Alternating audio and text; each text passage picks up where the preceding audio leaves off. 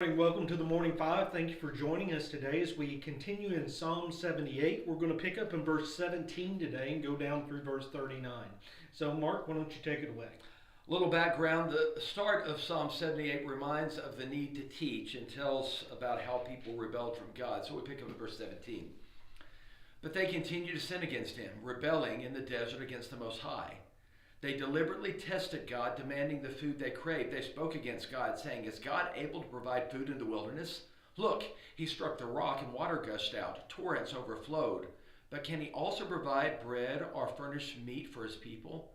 Therefore the Lord heard and became furious.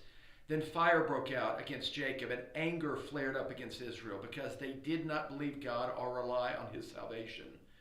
He gave a command to the clouds above and opened the doors of heaven. He rained manna for them to eat. He gave them grain from heaven. People ate the bread of angels. He sent them an abundant supply of food. He made the east wind blow in the skies and drove the south wind by his might. He rained meat on them like dust and winged birds like the sand of the seas. He made them fall in the camps all around the tents. The people ate and were completely satisfied, for he gave them what they craved. Before they had turned from what they craved while the food was still in their mouths, God's anger flared up against them, and he killed some of their best men. He struck down Israel's fit young men. Despite all this, they kept sinning and did not believe his wondrous works. He made their days end in futility, their years in sudden disaster. When he killed some of them, the rest began to seek him. They repented and searched for God. They remembered that God was their rock, the Most High God, their Redeemer. But they deceived him with their mouths. They lied to him with their tongues, and their hearts were insincere toward him, and they were unfaithful to his covenant. Yet he was compassionate. He atoned for their iniquity and did not destroy them. He often turned his anger aside and did not unleash all his wrath. He remembered that they were only flesh, a wind that passes and does not return. Let's stop there. David. I will tell you, this morning when I was rereading this psalm, I was almost in tears. This section, to me, is just very convicting. And I don't know if it's just where I'm at in my life or I'm teaching a class on the Exodus and I kind of see this lived out in the people of God. One verse just kind of stuck out to me, that verse you read in verse 20. "Behold, he struck the rocks that waters gushed out and streams were overflowing. But they asked, can he bring bread? Will he prepare meat for his people?" I think about two things with that, just those sentiments. First of all, sometimes as people who follow God, we stare in the face of all of God's blessing, but yet we ask the question, in the immediate circumstance I find myself, can he deliver me? Yeah. And you're just like, what? You just did this. Why can you not do that? And then secondly, it's just the "what have you done for me lately" syndrome. I mean, God has so richly blessed us, and just in a moment of time we question and say, what about now? And we forget all that he has already done.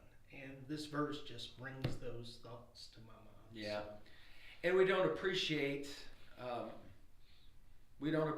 what we have at the moment. I guess all of us probably can say we're at that spot. It's I want more. That is part of our culture today. We want more. We want to supersize everything.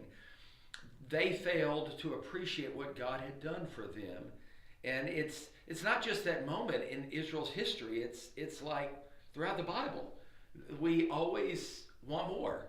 And that is something that ought to convict us. We need to be thankful for what God gives us. And the only reason we're still here is, I love verse 39. He remembered that they were only flesh, a wind that passes and does not return. God is a God who gives so much to us. He is so merciful towards us. He is so providing. But not only does he provide the things that we need, he gives us such incredible grace and shows such incredible patience to us, because none of us would be here if God was not a God who is gracious and patient. Amen. I mean, this psalm is a psalm about being the long-suffering nature of God. I mean, over and over again. And the wonderful thing about it is, he's not just merciful and long-suffering. He's gracious in the sense he still blesses them despite all their betrayals. He turns around and still wants to do good for them. All our betrayals. Yeah. Bring it home to us. Absolutely.